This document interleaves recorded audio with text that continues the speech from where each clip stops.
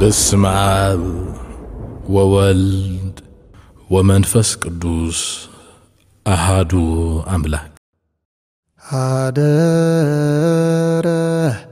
لا إلها قال سغا كون وتولد منها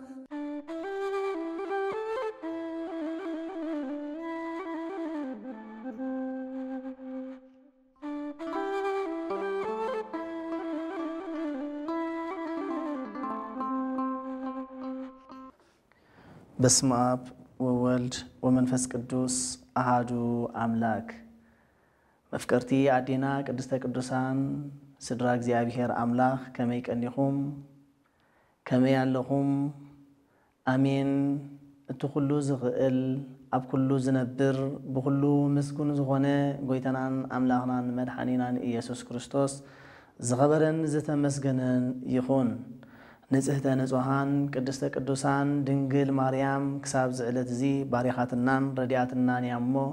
بتسميع وخبري زغبرا ودا زغبرة نزهته مسجنة تخون كبور مسكال قويتنان أملاخنان مدحانينان إيسوس كريستوس سقوس تغرسلو دموز فسسلو زغبرا نزهته مسجنان يخون كلهم قدسان اكزيابيهر أملاخ ببمعرقهم زغبرون زهته مسجنون يخونو حرين بقر كم فقد اكزيابيهر أملاخ لومي نخلاتنا اكزيابيهر أملاخنا قال اكزيابيهر أملاخ كنم عادن كنم مهارن عداليلنا له سلازي كلاتنا كمتي كزياوي زي كونه زل علماوي من راو زي كونه دما زل علماوي زخونه قال اكزيابيهر أملاخ كمقبلنا نخلنا أبزلنا يوبوتا اكزيابيهر أملاخ بزي درجازي ويدما بزي مدرخ زجيرو كان فقد اكزيابيهر أملاخ ناب كلاتنا نخبصح اكزيابيهر أملاخ فقيدو سلازلو سلازي كلاتنا أبزلنا يوخوينا كمتي اكزيابيهر أملاخ دريو زلو كمتي اكزيابيهر أملاخ دما دغاغيمو زغلصلنا نزبللنا نتسمعوا زلخم بعين لبونا سمعوا سمعكم دما كمتي قال اكزيابيهر أملاخ دغاغيمو غليصو دلو 30 ميت كعبت كنفر يلو نا اكزيابيهر أملاخنا قدوس فقادو يخنلنا سلازي زمهر اكزيابيهر يو زغسص اكزيابيهر يو زنغر دما اكزيابيهر يو مستير طببو نخلاتنا اكزيابيهر أملاخ يغلصلنا نبي إساياس خلصون كله أم عرف كلته انتي بل نخيدمون أبت إنبان ديب نسو كم فقادو كم هرنايو نحنا دما كم فقادو كنبرينا يبل كم فقادو ختنبر انتقونكا اكزيابيهر أملاخ فتاري اكزيابيهر أملاخ كله كالي اكزيابيهر أملاخ دما أب كله زنبر مخانو مجمريا كتفلتن كتردان كتقلالكا سلازو خونه دما كلاتنا زيلوم يكزيابيهر أملاخ دليلنا زلو حيلك التردينا كم تنسو زدليو دما اندانبرنا كم فقاد اكزيابيهر أملاخ دما 33 كعبت انفر يلو كونلنا انتغينو نت انسمعو زلنا بعين لبوننا سمعنا كنت قبرو اكزيابيهر أملاخ قدس فقادو يغنلنا لومي اكزيابيهر أملاخ دليلنا زلو أونجيل لوكاس زتتصحفه حيلك علي مجمريا قدمينا بتار استيمتاونا لوكاس مالت وانجيلاوي قدوس لوكاس كما يزبليو انتيلنا حصر بزبله كاب 72 أردئت خوينو أسر حواريات دما سعيبو كاب حواريات دما مستير كي تخفلو قال اكزيابيهر أملاخ زتمغبه نسو دما نتم بتحتيو زلو دما زمغب زنبره قدوس ابايو كاب 72 أردئت تباهيلو زتገልጸ قدوس لوكاس دما اب قدست ቤተ ክርስቲያንና ዘላህን لوكاس ተባሂሉን ይግለጸልዩ እዚ ዝኾነሉ ድማ ብፍላይ اب قدست ቤተ ክርስቲያንና በብዙሕ መንገድታትን በብዙሕ ትምርትታትን ይምህር ስለዝነበረ يقص سلازنبره يفلت دما سلازنبره زلام تبعيلو تገልጸሉ يبل كاب بزياده بزحي زغلصلو ببزح دما زفلطلو غنا قدست ቤተ ክርስቲያንና حكيم زبل قصل زلو قدوس ابيو برخوتون صغار ريئتون مسكلنا يخون لومي اب قدست ቤተ ክርስቲያንና ወይ ድማ ቅድስት ቤተ ክርስቲያንና ንኹላትና በዚ መድረኽ እዚ በዚ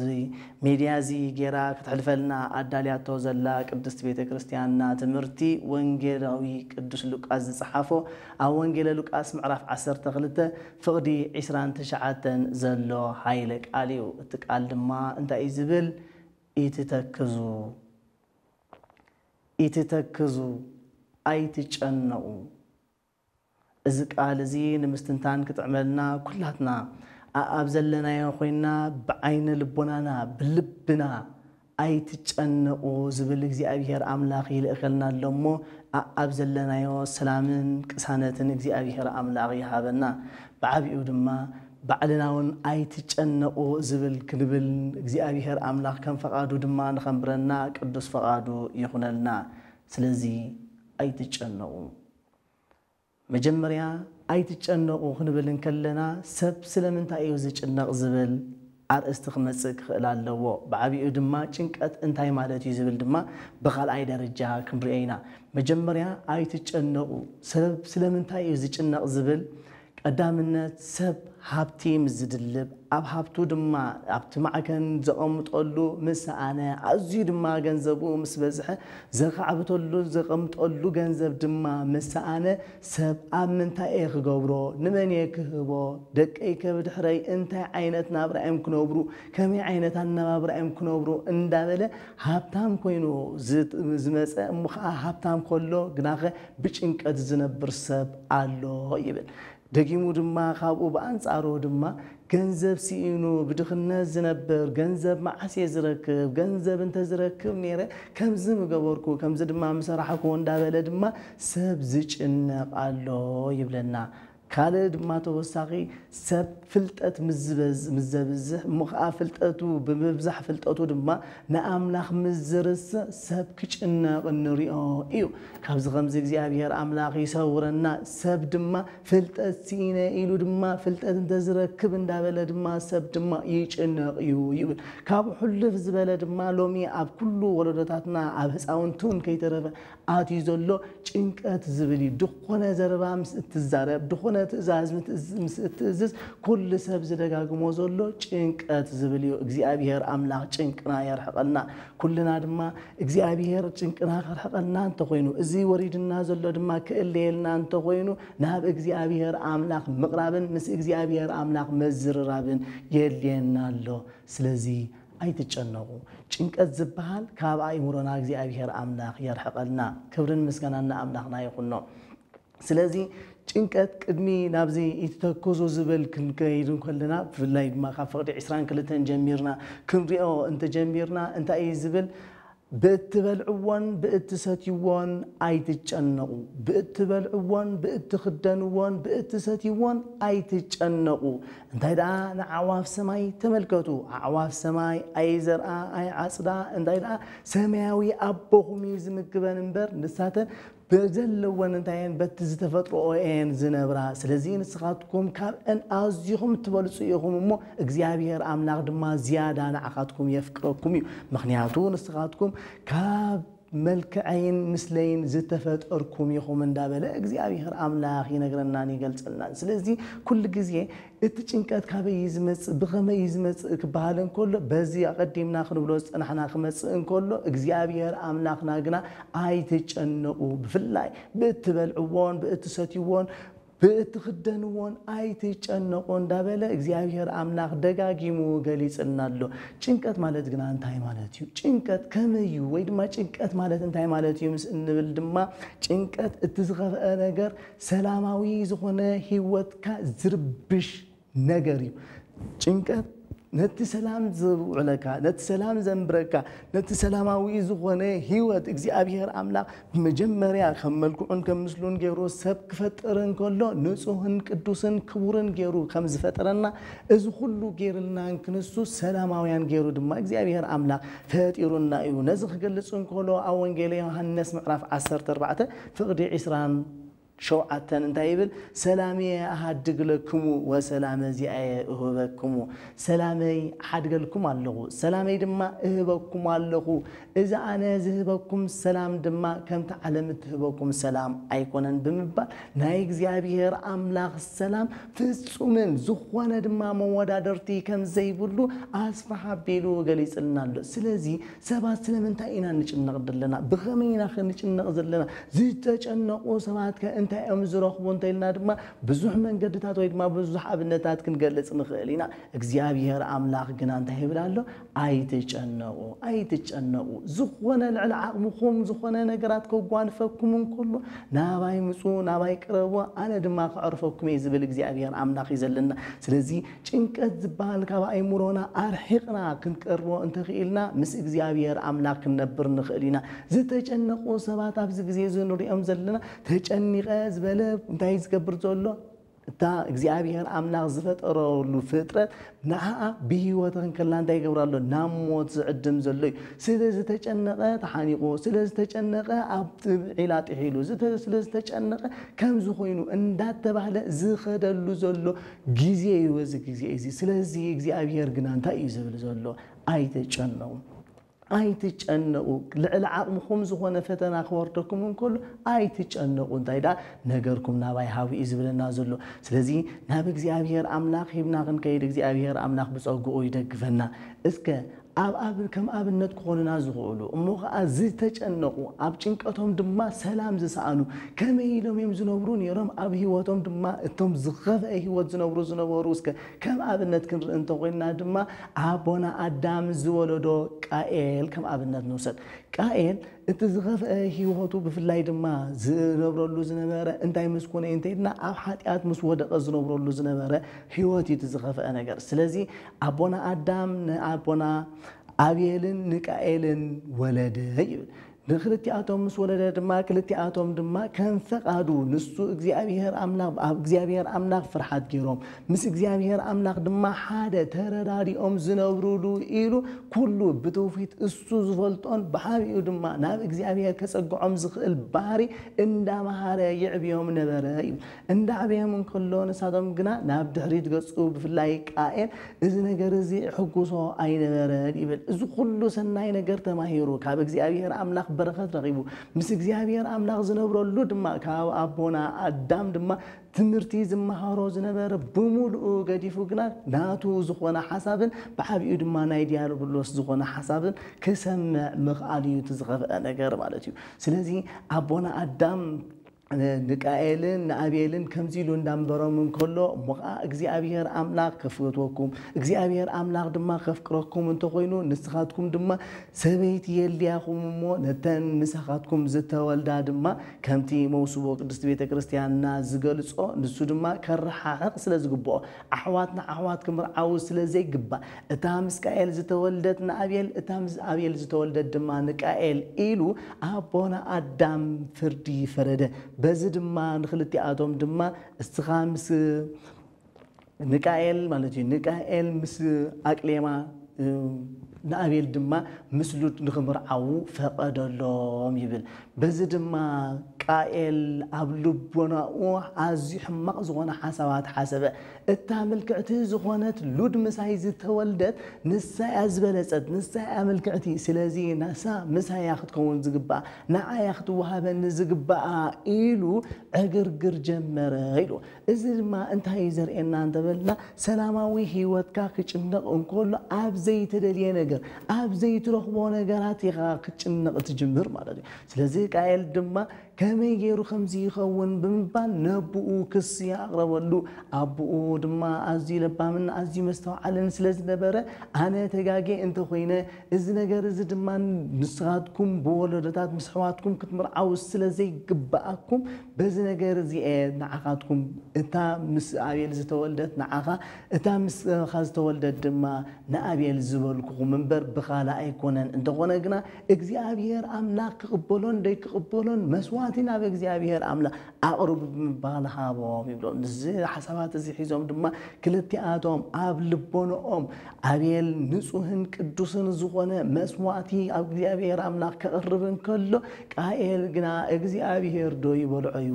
እግዚአብሔር ዶ ይሰትዮ እዩ ብምባል ካብቲ ንሱ ሓረስታይ ስለ ዝነበረ ካብቲ ዝሓርሶ ዝነበረ ክርዳድ ዝመልኦ ክርዳድ ዘለዎ ናብ እግዚአብሔር ኣምላኽ መስዋዕቲ ኣቕረበ እንተኾነ ኣቤል ግና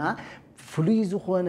መስዋዕቱ ድማ ቅቡል ንኾነሉ ንእግዚአብሔር ክቡር ይሞ ቅዱስ ይሞ ንጹህ ይሞ ስለዚ ንእግዚአብሔር አምላክ ፍሉይ ዝኾነ መስዋዕት ይዝግብኦ ብምባል እቲ ዝበለጸ መስዋዕት ናብ እግዚአብሔር አምላክ ከም ዘቅረበ ቅድስት ቤተ ክርስቲያንና ትምረና በዚ ድማ እግዚአብሔር አምላክ ናብ መስዋዕት ክልቲአቶም ጠመተ እንተኾነ ግና ንመስዋዕት አቤል ተቀበሎ ንመስዋዕት ቃየል ግና እግዚአብሔር ኣይተቀበሎን ካብዚ ከምዚ እግዚአብሔር አምላክ ይሰውረና በዚ ድማ ሓረቀ በዚ ድማ ነደረ እቲ ጽልኡ ኣብ እግዚአብሔር አቦና አዳም ጥራይ ዝነበረ ደጊሙ ድማ ናብ እግዚአብሔር አምላክ ድማ ከማረር ጀመረ በዚ እንዳማረረን ከለይ ድማ አነ قديمو أبوي أدم تبسجاز ولدني نزنجر زي مخا نتازبلتنا أبي الحوي هيبوس مخا مسوات مسقربنا دما إجزاء أملاك تفت أرخلوز غنا دما نعي كم يجرو أدلو يجبر اللي كم يجرو نتمسواتي زي كبل سلزي أنا زي تجفع أنا تجفع أنا جفوعي دابله كم مر جمرة أبا يمرو شنكت دما أبا يمرو خا التفترو نجاريو أبا يمرو خا نزن نجارز أي جبروني نزن نجارز أي حسبوني كتبلن كلخا تزغف نجار دمانا بخا يزقنت لك سلزي كم فقاد እግዚአብሔር አምላክ ዘይኮነ ከምትናቱ ድሌታት ኮኖሉ ደለይሉ እዚ ድሌታቱ ዝድማ አቅም እግዚአብሔር ቅቡል ስለዘይኮነ ኩሉ خرخوي ከአለን በዝና ማረረን ከሎ ድማ ከምቲ መጻርርቱኩም ዝኾነ ዲያብሎስ ዝበል ዐደሊ ከም ዝጓዝም አንበሳ ኣብ ዙርያኹም ይዝምቢ ያሎ ከም ዝብለና ቅዱስ መጽሐፍና بفلاي قبل لقائل دما ديابلوس كتصناصن سمصنحمو لقائل دما انت يكون كايخات غوزلقا انت يوريد كابمبال نعو ناب قريبو ناتو حجاز تمثيلو ديابلوس قربو تخونغنا قائل دما انا زي غاغو منغي انا زي حزنكو مني حزن بمبال نسو دما ጭንቀቱ አብለል ተደለዎ ጭንቀት መሊሱ ጭንቀት ወሰኸ ኢሎ እዝብ ሙሳቆ ደማ እንታይ ጉድካ ንገረን እንዶ መስቆሎ ዲያብሎስ ደማ ነሱ ደማ አነ በአቦይ አቤል በአቦይ አዳም ዝተዘዘተ تازبلت نعيز جبا النزنبرت نعبيل حويه هو إجزاء أملاك دما مسوات مسقربكو نعيز كي تقبلنا نحويت راي تقبلوا بمبال سلزان زي مروركم من مرور بمبال نسود ما هم غزوانا مخري كاب ديابلوس كم دركب كفتي خنالو ديابلوس دما التحساباتو بمولو ترديو مخان نسوز دليز نبره نجارات بمفلات دما نسوخ أنا يسقام زخونا حسابات أبكميو أغربلو أبكميو زغرب ولا حسابات دما أنت يزبل نبره أنت يموت أجمع لك نحوها ديت قتله نحوها قتلك نستخاب بسلامة وزخونا دخلت تأتنا نستخمانك توستن تخلي خاب بمبال حسابات هم تعلو نسود ما بزنا جرزي تتاليلو نحو أبيل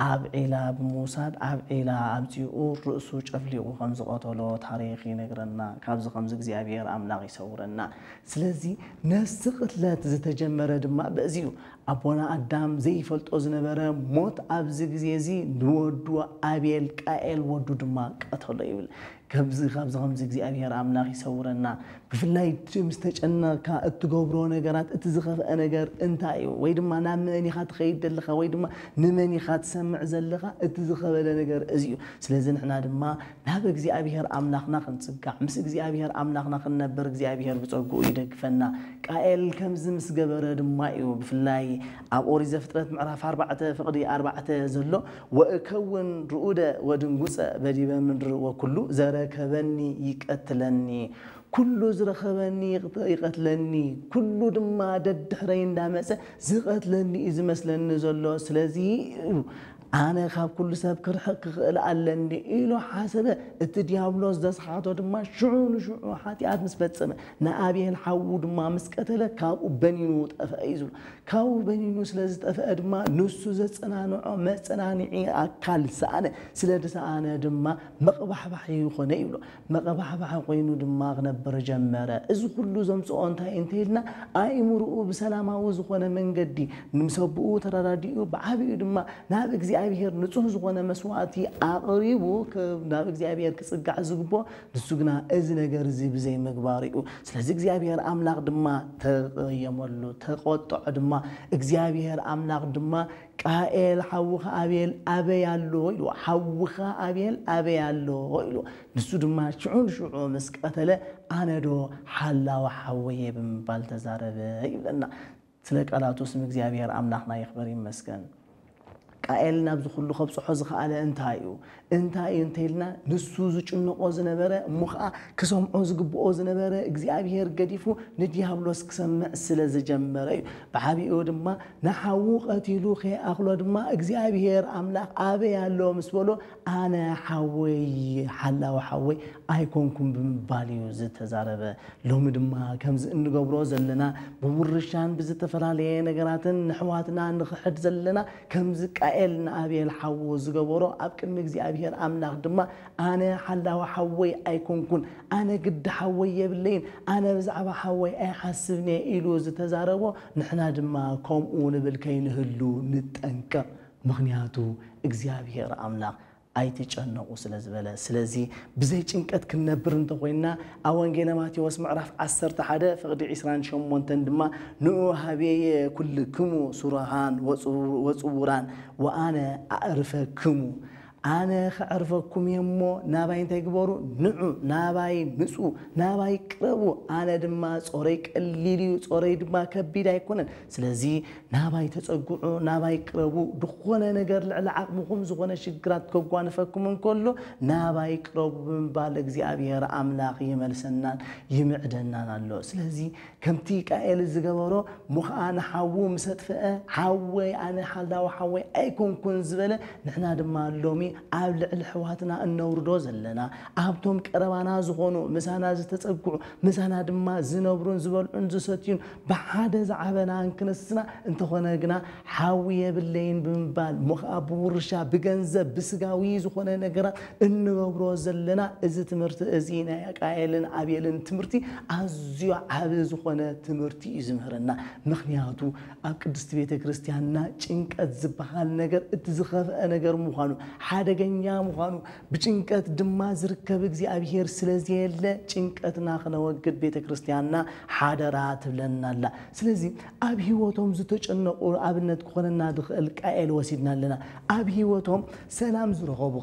ብፍላይ ጭንቀት አርሒቆም ንእግዚአብሔር አምላክ ድማ ብዝግባእ ዘገልግሉ ዝነበሩ ቅዱሳን አቦታት ድማ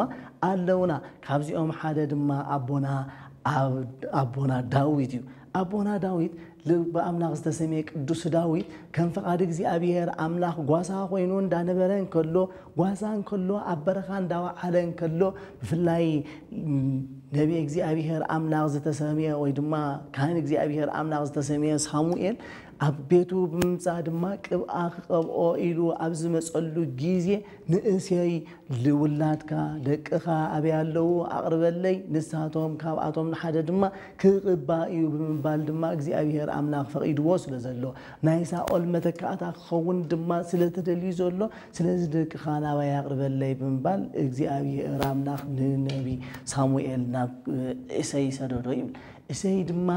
ነትንእሽተይ ውላዱ ገዲፉ ንኹላቶም ደቆና ቤቱ እንታይ ገበሮም ኢዶ አክቦም ኩላቶም ድማ ናብ ቤት ተኣኪቦም ድማ ቅብአ ክቀብኡ ምስበሉ ግና እንተኾነ ተቅብአ ግና ክሕዘሎም ወይ ድማ ክጸንዓሎም ኣይከኣለን ምኽንያቱ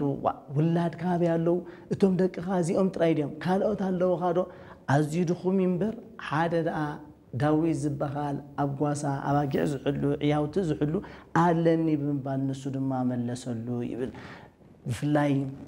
እሰይ ድማ ነዞም ህፃናት እዚኣቶም ወይ ድማ ነቶም ኣብኡ ዝነበሩ ደቁ ሊኢኹ ድማ ንዳዊት ከምጽዎ ኣዘዞም ዳዊት ድማ ምስቲ ኣብጉስነት ዝወዓሎ ኩሉ ነገር ሓሲቡ ዘይኮነ ብድንገት ናበይ መጸ ናብኡ መጸ ዝኾነ ምድላዋት ከይገበረ ንቕብኣት ዝበሃል ነገር ከይሓሰበ ናብቲ ቤት እቲ መጸ ኣብኡ ምስ መጸ ግና ንእሽተይን ክንስዎ ግና እግዚአብሔር አምላክ ሓረዮ እግዚአብሔር አምላክ ንኹላትና يحرينا كلاتنا دما فقاد እግዚአብሔር አምላክን በመንገድ እግዚአብሔር አምላክን ከይድ እግዚአብሔር አምላክ ጽንዓቱ ያበና እንተሆነ ግና ልባ አምላክ ዝተሰመየ ቅዱስ ዳዊት ናብ ካህን ሳሙኤል ምስቀረበ ካህን ሳሙኤል ድማ ከቆይሉና ምስቀረበ እጥቅባት ድማ ጸናዓሉ ተቀባት ድማ ቀወኦ እዚ ድማ ቀወኦና እግዚአብሔር ተባህለ በዚ ድማ ልብ አምላክ ዝተሰመየ ቅዱስ ዳዊት ተቀብ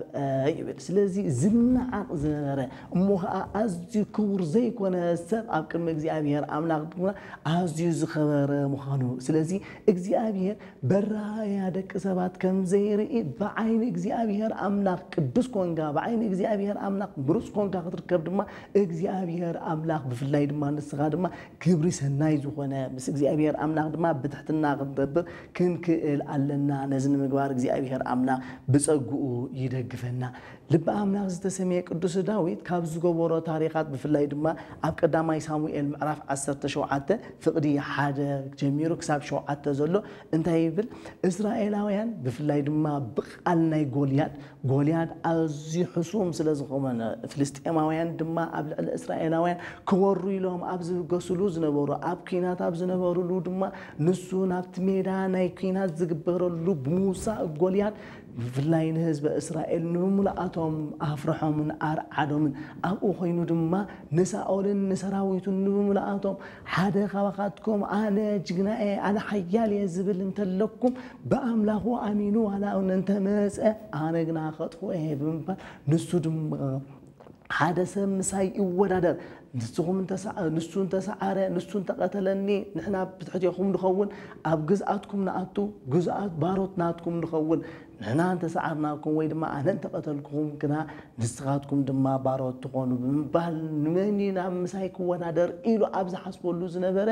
ህዝብ ብዓቢኡ ሳኦልን እቶም ሰራዊትን ብሙላኣቶም ብቃላት ናይ ጎልያድ ድርዓዱን ፈርሑን ይብል እዚ ብምፍርሖም ግና ልብ አምላክ ዝተሰመየ ቅዱስ ዳዊት እንታይ ዝብል ዘሎ እዚ ዘይግዙር ንእግዚአብሔር አምላክ እምነት ዘይብሉ እንታይ ዝብል ዘሎ ኢሉ ንሱ ድማ ንእስነቱ ኸዓጠጦ እሞኻ እግዚአብሔር አምላክ ክጽረፍ እግዚአብሔር አምላክ ድማ ክናሐቅ ምስራይ እንታይ ዝሰብ እዚ እንታይ ከመይ ገይሩ ከምዚ ዝብል ዘሎ ብምባል ንሱ ድማ ተዛረበ ስለዚህ ዝሰብ ዘአነ ኣብ ኩናት ኣቴ ምስኡ ክዕወተሉ ምክንያቱ እግዚአብሔር መሳኢ ስለዘሎ ሰላማዊ ስለዝኾነ ህይወተይ ጭንቀት ዝበሃል ኣብ ኣይሙረይ ስለዘይብለይ ንእግዚአብሔር አምላክ ድማ ነገረይ ሕሊፈ ክህወ እግዚአብሔር አምላክ ድማ ክረድኣኒ ስለዚህ ነዚ ሰብ እዚ ንኸጥፍኦ ግደፉኒ ብምባል ንሱ ድማ ዳውኦም ተዛረበ ወይ ድማ ንሳኦል ድማ ነገር ዝበጽሖሞ ሳኦል ድማ ኣታቆልዓ ንስኻን እሽተኢኻ ተመለስ ብምባል ዋላ ኳንታ ማዓዶ ንሱ ግና ፍቃድ እግዚአብሔር አምላክ ወይ ድማ ንእግዚአብሔር አምላክ ኣብ እግዚአብሔር አምላክ ምን እምነት ስለዝነበሮ ናብ ጎልያድ ምስኡ ናብ ኩናት ንኽወዳደር ወይ ድማ ምስኡ ንኽቃለስ ናብቲ ኩናት ኣተወ ይብሎ ንሱ ድማ نعي كم يجيركم يخوم إذا سبب إذا هسان إذا تسدلي إذا قابل عليه زلكم نعقتيو سلزينا دما بحن تسفيد قتلة بمبان الصوت هنديرو مسأمو نسود ما حمشت أمان بمحاز بتقدمي تأمني جنباره ونعو قتلو يبدأنا نقول ياد قتلو نتين حزب إسرائيل نساؤلن أفريحو زنبرة زرقدهم زنبرة سبنعو قتلو كبرن مسكنا أملاكنا يقولنا سلزي أنت وين يقتلوا وين ما سلم أنت يقتلوا أنت لنا أب أمرؤ إنك تزبال زد نجار سلزي يقولوا نجارو نجزي أبيار أملاك أحلفوا سلزي هذي إسرائيليين بقال جولياد زفرحوا زنبارو كلهم دما نداويت حافن دبلو نعود ما بخبرن دازمرو دما يقتوا يقول كبرن مسكنا أملاكنا يقولنا سلزي تكبون إجزي أبيار أملاك زخنة بإግዚአብሔር አምላክ ድማ ሙሉ እምነታ በእግዚአብሔር ዝነበሮ ቅዱስ አቦ ፍላይ ወንጌል ማርቆስ ምዕራፍ 5 ፍቅድ 6 እመን እንበር አይተፍራህ ዝብል ዘሎ እመን እንበር አይተፍራህ ስለዚህ آمين تأمينك أمنت كاد ما فصن تنتقينا كم تقدس وانجيلو جليس لنا زلد ما كنت فرا أدري أمنت أنت تهلوكم نيرا نزم بازي كابزي تسمو نات حادد ما خيت أنت تبوا مخونا لكم نيرو نستغاتكم جنا أمنتكم فصن تسلا زي كونتي إذا ترخبوا زلكم بمبالغ زي أبيار أملاك زجلت لنا سلزي كلاتنا دم بزي شنكت مسك زي أبيار أملاك نبرن تخيلنا كم زين أي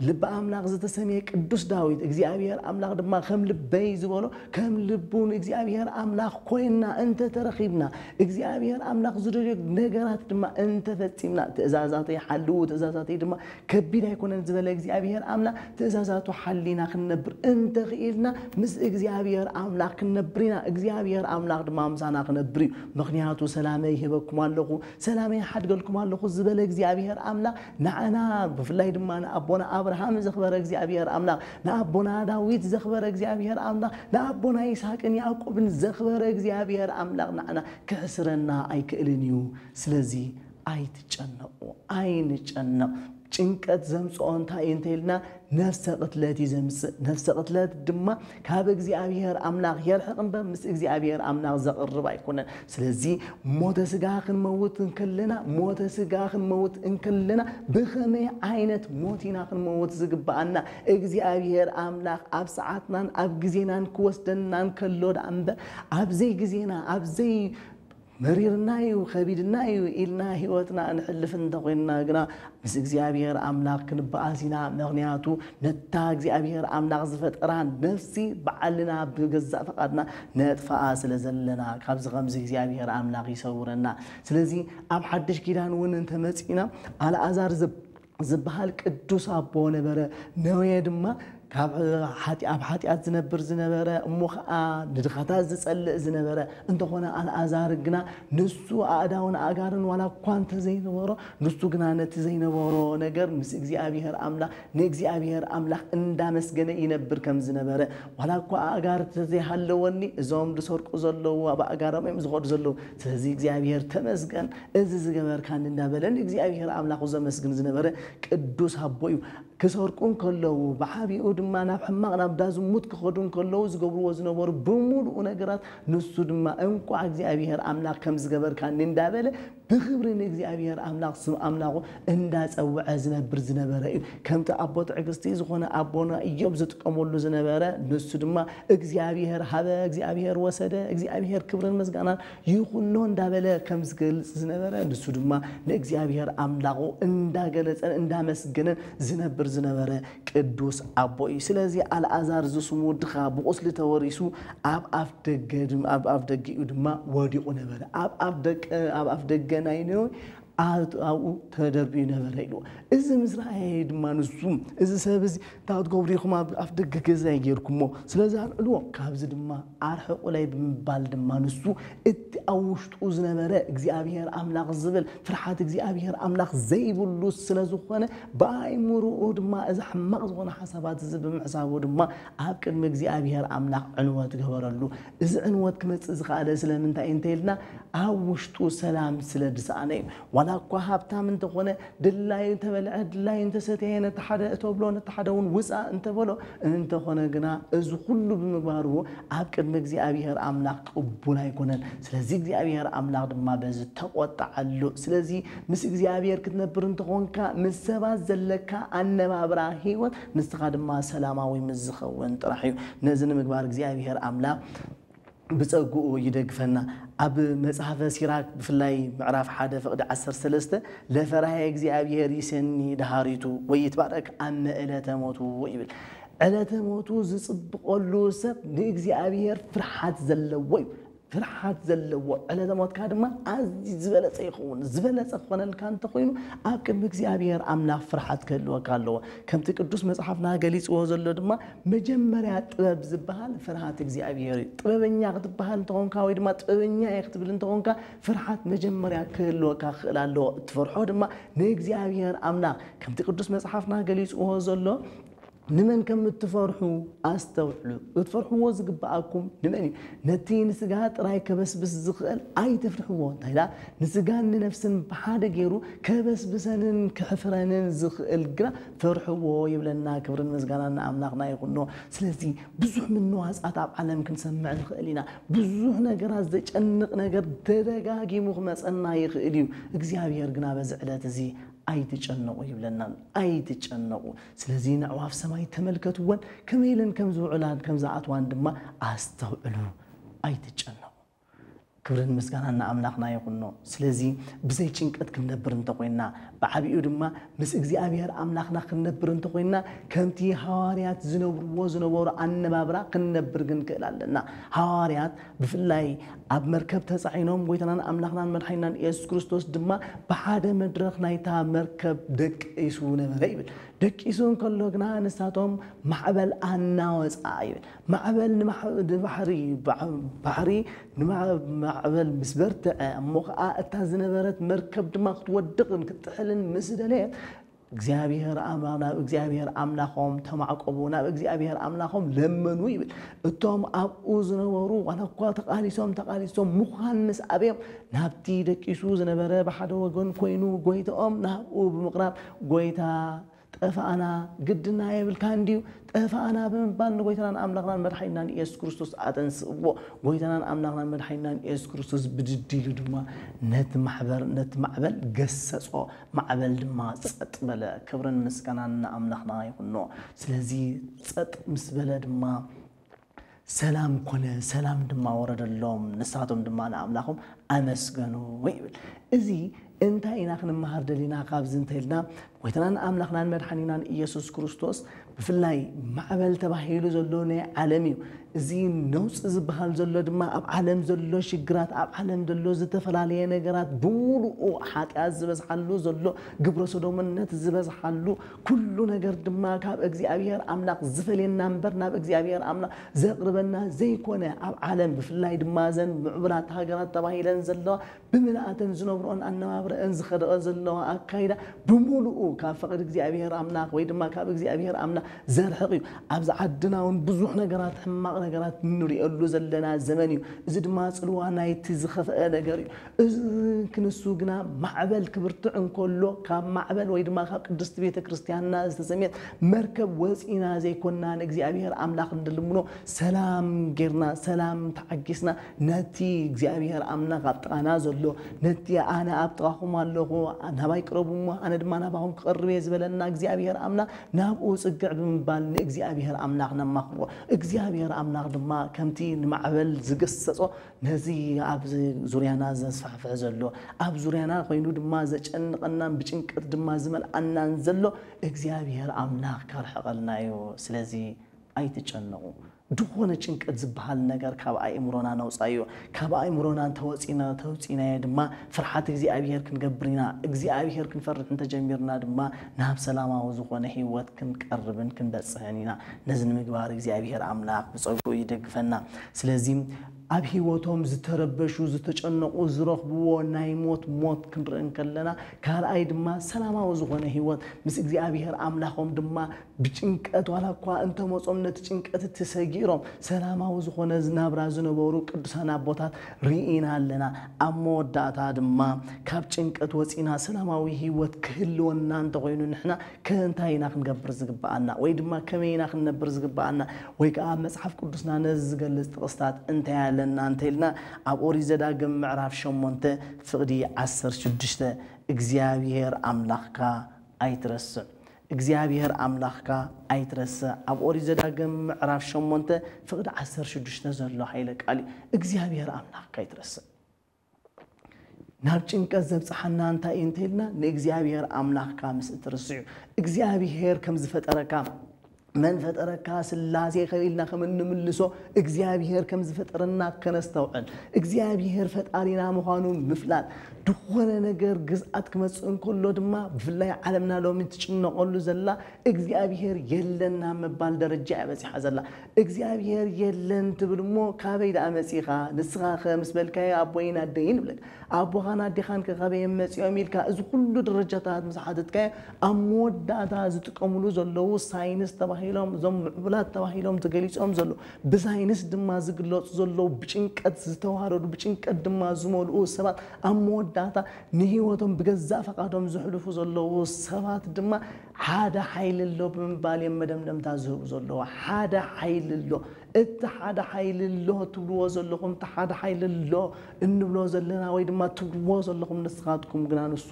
እግዚአብሔር አምላክና እዩ ስለዚ እዚ ምዃኑ ክርዳእናን ክንፈልጥን ክንክእል ኣለና ንእግዚአብሔር አምላክካ ኣይትረስዕ ኣብ ድኾነ ትኸዶ ኣብ ኩሉ ህይወትካ እግዚአብሔር አምላክ ቀዳምነት ይብካ ተጓዓዝ እዚ እንተጌርካ ፍላይ ሰላማዊ ዝኾነ ህይወት ክትነብር ትኽእል ኢኻ ነዚ ክገልጽ እንከሎ ድማ ሐዋርያ ቅዱስ ጳውሎስ ኣብ ፊልጵስዩስ ምዕራፍ 4 ፍቅዲ 6 ድማ እንታይ ኢሉሎ ድልየትኩም ዘበለ ብጸሎትን ልማኖን ኣብ ቅድመ አምላክ ይፈለጥ እምበር ብገለኳ ኣይትጨነቁ ብገለ ነገር እኳ ኣይትጨነቁ ድልየትኩም ዘበለ ንደሊና ድልየት ኣለና ኩሉ ነገር ድማ ናብ እግዚአብሔር አምላክ ናቦ እግዚአብሔር አምላክ እዝን የድልየንሎ ኢልና ለእግዚአብሔር አምላክ በብግዚኡን እዋኑን ናቦ እግዚአብሔር አምላክ ድማ ነዚ ተቀቢሉ ነዚ ነገር እዚ ተረዲዩ እግዚአብሔር አምላክ ድማ ዕጽፍን ድርብን ገይሩ ክህበና እዩ ግናኸ እግዚአብሔር አምላክ ንደልዮ ዘይኮነ ዘድልየና ከም ዝህበና እንዳስተዋዓልና ንኺድ ኩሉ ረኺብና ዘለና እግዚአብሔር ዝፈቀዶ እምበር ኣነ ዝደለኽዎ ስለምንታይ ዘይተዋህበኒ እንዳበልና ንጭነቕ እንተለና ኮይና ናብቶም እግዚአብሔር አምላክ ዘይኣምኑ ምስ እግዚአብሔር አምላክ ድማ ሕብረት ዘይብሎም ሰባት ሓደ እዩ ዝገብረና ካብዚ ከምዚ እግዚአብሔር አምላክ ይሰውረና ስለዚ ድልየትና ዘበለ ብጸሎትን ልማኖን ኣብ ቅድመ አምላክ ነቕርቦ እግዚአብሔር አምላክ ድማ ዕጽፍን ድርብን ገይሩ ክህበና እዩ ኣብ መወዳእታ ኣብ መጽሐፈ ኢያሱ ዘሎ ኃይለ ቃል ኣብ መጽሐፈ ኢያሱ ድማ ብፍላይ ህዝቢ እስራኤል ተዋሂዶም ሊቀ ነቢያት ቅዱስ ሙሴ መሪሕዎም እንዳወፀን ከሎ ንሳቶም ግና በቲ ኣምልኾ ጣዖቶም በቲ ጭንቀት ናይ ውሽጦም ዝነበረ ካብ እግዚአብሔር አምላክ ዓልዮም ናብ ድሕሪት ገጾም ስለ ዝተመልሱ እቲ ናይ 40 መዓልቲ ዝነበረ ጉዕዞኦም ድማ ን40 ዓመት ኮነ ሊቀ ነቢያት ሙሴ እውን ኣብዚ ቦታ እዚኡ ዝሞተ ይብሎ እዚ ስለ ዝኾነ ድማ ሊቀ ነቢያት ሙሴ ምስተፈልየ መስፍነ እስራኤል ዝተሰመየ ቅዱስ ኢያሱ እዩ ዝተቀበሎ ነቲ መድረኽ ወይ ድማ ነቲ መንገዲ ንሱ ድማ ብዙሕ እስራኤላውያን እንታይ እዮም ዝገብሩ ዝነይሮም ነቲ ናይ ጣዖታት ምምላኽን ነቲ ኣባርነት ናይ ምንባር ዝኾነ ናይ ውሽጣዊ ጭንቀት ዝገብሩሎም ዝነበረ ንዑ ኣዝዮም ይምነዩን ይደልዩን ስለ ዝነበሩ ንድሕሪት ገጾም ጥራዮም ዝሓስቡ ዝነበሩ ንሱ ድማ ኢያሱ ድማ ብዝተፈላለየ ነገራት ኣነን ቤተይን እግዚአብሔር ኢና ነገልግል ንስኻትኩም ግና ንመን ከም እተገልግሉ ሎም ሕረይ እንዳበለ የዛረቦምን ይገልጸሎምን ከም ዝነበረ ቅድስት ቤተ ክርስቲያንና ትምህረና ኣብዚ ቃል እዚ ግና ወናሁ እዝዘከ ትባ ወፅና ወይ ትፍራ ወይ ትደንገጽ እስመሃል እግዚአብሔር ምስሌከ አምላክከ ውስተ ኩሉ ዘሆርከ ኣብ ኩሉ ትኸዶ እግዚአብሔር አምላክ መሳኻ ኸይድ ስለዚ ንእግዚአብሔር አምላክ አኽብሮ ንእግዚአብሔር አምላክ ተገዛእዮ ንእግዚአብሔር አምላክ ድማ ብዝግባ አኽቢርካ ክነብር ክትክእላለካ ኣብ ኩሉ ትኸዶ መሳኻ እሞ ስለዚ ንስኻ ጽናዕ تبع دابل እግዚአብሔር አምላክ ናይ ገልጸልና ጸኒዕና ተቢዕና ምስ እግዚአብሔር አምላክ ነበር እግዚአብሔር አምላክ ቅዱስ ፈቃዱ ይኹነልና አሞዳታ ራእይ ዮሐንስ ምዕራፍ 3 ፍቅድ 3 ደጊም እንታይ ከም ዝተማሃርኩምን ከም ሰማዕኩምን ዘክሩ ተነስሑ ድማ ይብለና እግዚአብሔር አምላክ ንኽነሳ ከም ፈቃዱ ነበር እግዚአብሔር አምላክ ብጸጉ ይደግፈና ስለዚ ኢትተከዙ አይትጨነቁ كل نجار سلام كل نجار بفقرن كل نجار بزحواتنا بمردا نجبره እግዚአብሔር አምላክ ድማ አብ ሰላም ዘለው ወይዝርከብሞ ሰላሜ ይበኩም አለው ሰላሜ ድማ ሐድገልኩም አለው ይልናለው እግዚአብሔር አምላክ በሰላም ከንብረና እግዚአብሔር አምላክ ድማ መስኡ በሐድነት በቅዱስ ቁርባን ተሐቲምና ክንነብር እግዚአብሔር አምላክ ቅዱስ ፈቃዱ ይኹነልና ዝምህርን ዝግስጽን እግዚአብሔር አምላክ እዩ ክብርን ምስጋናን ለአምላክና ይኹኖ ስብሐት ለእግዚአብሔር ወለወላዲቱ ድንግል ወለመስቀሉ ክቡር አሜን